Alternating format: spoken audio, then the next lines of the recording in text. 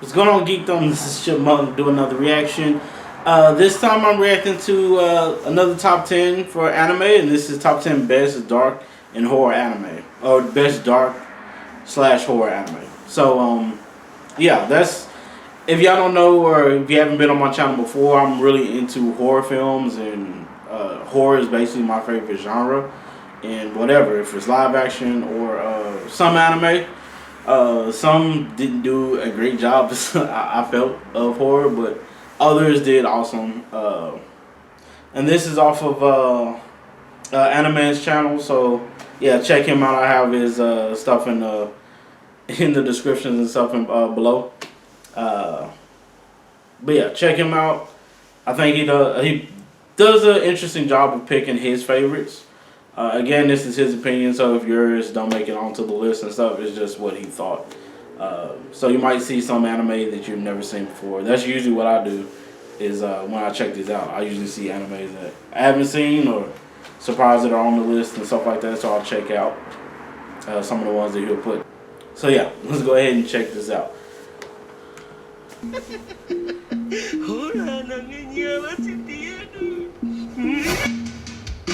At number 10, we have the Junji Ito collection. What's better to watch in late midnight if it wasn't a horror story?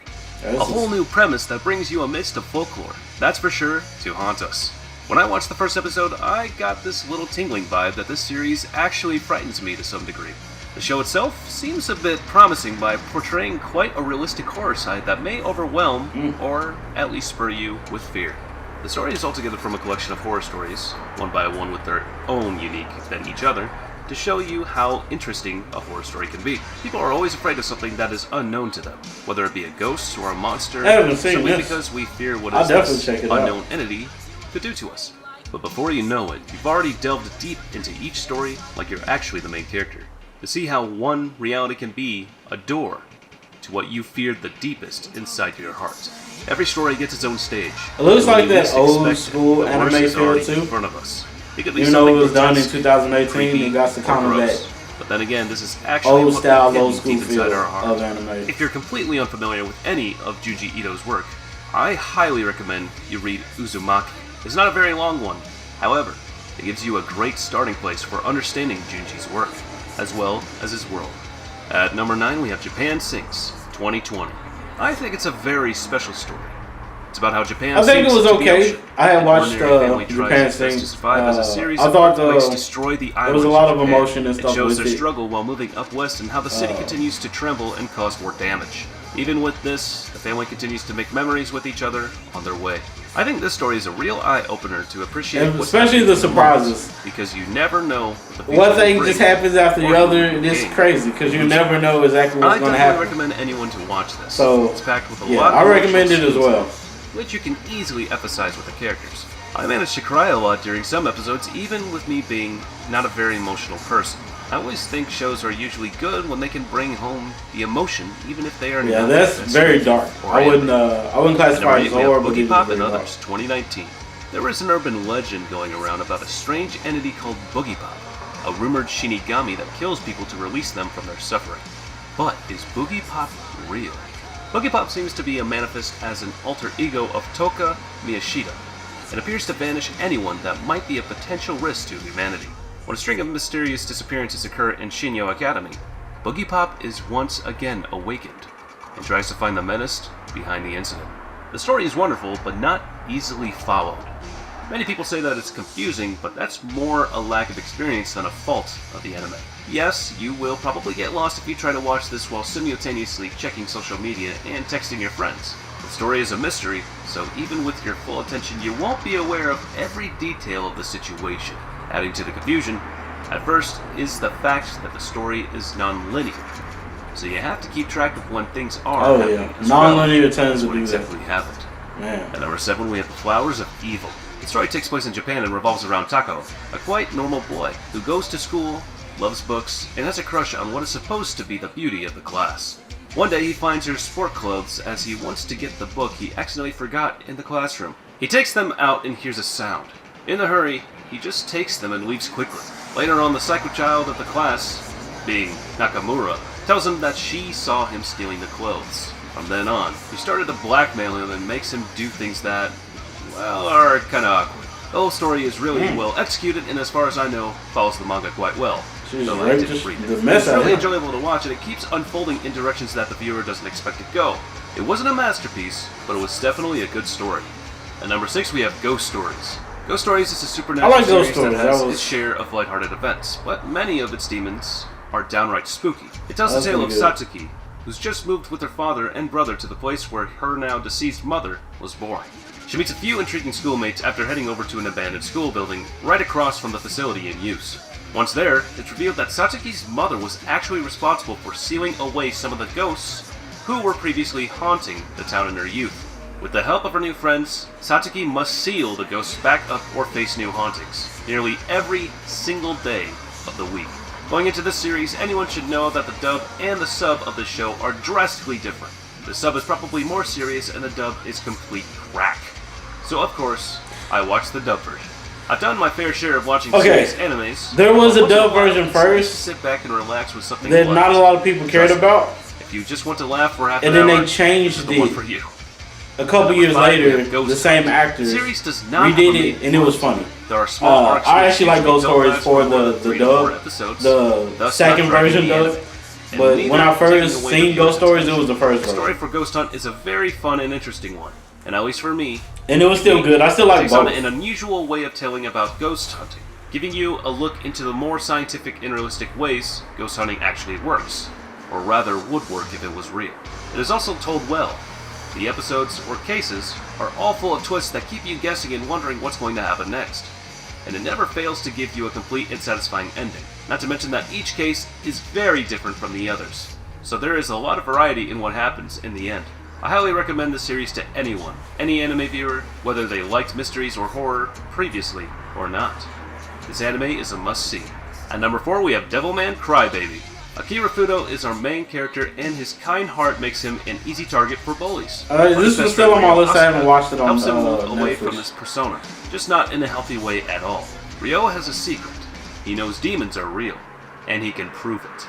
He uses a special power to draw the demons out of the humans and plunges poor Akira into the center of it all. As a result, Akira becomes a devilman, or a demon that can retain its human nature while gaining immense power from a demonic form. Ryo's actions were hardly altruistic, as he plans to rule the world with Akira as a tool by his side. The result? An unforgettable bloody ballet of violence, gore, sex, and psychedelic visuals. So if you are going to watch it, then make sure that you are alone. At number 3, we have Serial Experiments Lane. The story of Serial Experiments Lane is an interestingly complex one, to say the least. It starts off by a student committing suicide, saying she does not need to exist in this world anymore. The following day, the students receive an email from the dead student, and at first they think it is spam mail, but that turns out not to be the case. Pretty much the whole show revolves around The Wired, or their version of a more advanced I think I'll put this one on my list how too. Humans use it as a form of communication. I can't really tell you more than that, partially because it's spoilery, and because I'm not really sure what happened at some points in the series. I had to watch several scenes more than once just to be able to tell you guys. This is probably one of the most confusing, messed up anime you will ever see, and yet somehow satisfying. This one is for sure a masterpiece. At number 2, we have Mononoke. Mononoke is a collection of horror fairy tales, a thrilling blend of mystery, murder, and the supernatural. Its distinct visual style should be enough to reach out and pull you in. While evocative of traditional Japanese artwork and the Edo period, it hides some truly spooky story arcs that follow a character known as the Medicine Seller. This visually arresting series follows the protagonist as he deals with strange spirits. I already picked this number 1, which can only be felled with a special sword. Cause I'm already going through like different animes in my head, and I'm like, hey, he didn't mention that one, he didn't mention that one. This number 1's coming up. And number 1 goes to Mushishi. What goes on in the world of creatures which cannot be seen by the human eye? Mushishi explores a hidden world that's rife with some truly disturbing beings responsible for death, pain, and destruction. Most inadvertently, but sometimes on purpose. Mushishi follows a wanderer named Ginko, who's cursed with the sight of Mushi, or invisible tiny spirits that interact with others around the world, which is to say, in mostly negative and terrifying ways. These aren't happy-go-lucky sprites. Mushi takes over a young girl's eyes, lead people to their deaths in a remote mountain pass, and even attempts to drown humans who get too close. Banishing Mushi is a scary and often sad job, but someone has to do it. May as well be Dingo.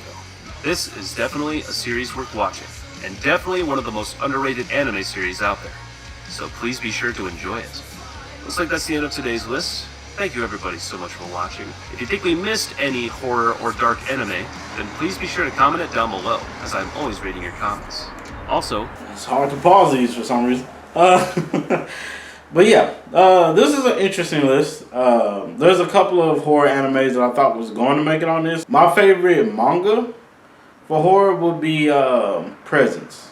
Presence was one of my favorite mangas. It's still one of my favorite top 10. It's in my top 10 favorite manga or manga, however you want to pronounce it. He has some interesting anime on there. And some, it was only like a few I've never heard of before. I think it was like 3. And I'm definitely going to check out. See exactly, especially the number 1. Check out and see how that one is. So yeah, it gives me something to look to seeing. Some of the stuff is already on my list. Ton of anime on my list, which is sad. Because once I get into one anime series, it's hard to like watch a whole set like I used to. Like if you know how Netflix and stuff has the whole set of episodes and you binge watch everything. I can't really binge watch a lot of different animes and stuff like that because I'm busy and I can't do a really good sit down of binge watching. So yeah. But I definitely check it out. I'm always crossing out things out of my list because I got regular live action movies and I have a list for them and I have a list for anime. So yeah, it's just trying to cross out everything one at a time. Let me know what y'all think about his list. What would y'all would have picked as y'all's favorites or top 10 best anime dark horror series and stuff. So. Yeah. But yeah, if you like this video, please put a like on the video. If you like, subscribe and see some more of my content, please do. Thank you all so much for just jumping on and giving me a try. I really do appreciate it. Please do take care of yourselves and each other. Peace, geekdom.